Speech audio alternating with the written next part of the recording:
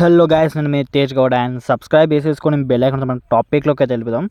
And చాలామంది అయితే ఇప్పటికి కూడా కొందరు కామెంట్ సెక్షన్లో అడుగుతున్నారు భయ్య, and student web series episode 11 ఎప్పుడు వస్తుంది, అండ్ సీజన్ 2 ఉందా లేదా, అండ్ ఇప్పటికీ మీకు చాలాసార్లు క్లారిటీ కూడా ఇచ్చాను వీడియోస్ చేసి, అండ్ అయినా కూడా చాలామంది అయితే అడుగుతున్నారు.